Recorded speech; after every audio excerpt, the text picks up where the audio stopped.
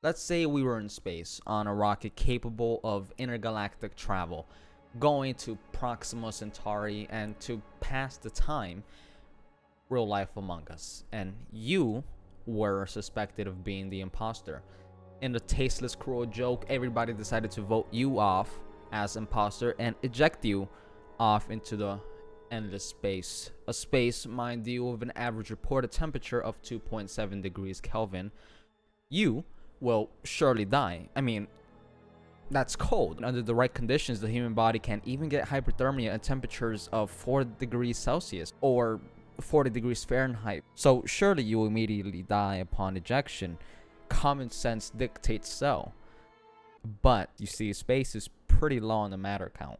So heat doesn't transfer as effectively because convection nor conduction are applicable. So at most you will feel, depending on your conditions, absolutely nothing. Maybe a low heat if you're in direct sight of a star's radiation, but other than that, nothing. Over time, of course, you will start to feel a little chillier as your own body emits its own radiation as heat, and left out long enough, you will eventually die of cold. But that's it. So then where did the 2.7 degrees Kelvin come from if heat is not transferred effectively in space? Cosmic background radiation, the proof that the Big Bang did happen, the residual energy of the explosion, implosion, expansion. I don't know what it is. It's pretty confusing. Alright, it's game theory time. Theoretically, you were to get an umbrella that's a perfect umbrella, blocks all radiation and will not burn up. And it's also just big enough to cover your whole body if you stand under it. So now you get this umbrella, and let's say you lay down flat as you can on space. I don't know where up is down is up, wherever. It does not matter as long as you're under the umbrella. And then you could get as close as you can to the sun, and you will actually probably be more cool than somebody down on Earth. And I'm not talking about the socio-economic cool. I'm talking about temperature cool.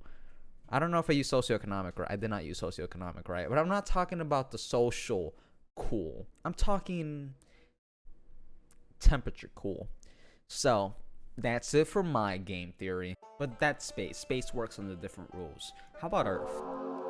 Why do some mountaintops have snow caps?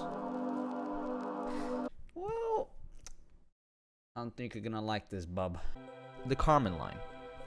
The Kármán line is an imaginary point on which Earth stops being Earth and starts being space. It's usually used for legal purposes and for the sake of simplicity, so everybody is on the same page. And I say imaginary because it's not like Earth just stops being Earth at this height. Just because you go one over or one under this set distance does not mean you are now in space and then not in space. You can't just flip a switch like that. So depending on who you ask, you will get different answers. But for the sake of this video, let's go by the standard designated height set by the Kármán line. 62 miles above average sea level. Now, we know about space, and I just told you what the Kármán line is, and I think you know what I'm going to say here. Ready? So, the reason some mountains have snow caps is because it's closer to space. And we all know what space is like. No convection nor conduction, which means less efficient heat transfer. This is the simple way to explain everything. There's other factors like wind, convection currents, or other stuff we could consider, the atmosphere. But the main thing is that it's pretty high up in elevation where the air and atmosphere is pretty thin. So a lot of the heat is lost to space. So that is why it is colder when we are closer to the sun. Not really. It's actually pretty high if you get closer to the sun, obviously. But, you know, it's a little... I'm actually lying to you right now. This is probably going to be my final message and video.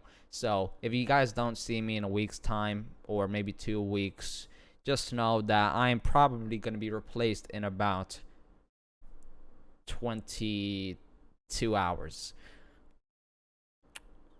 The end.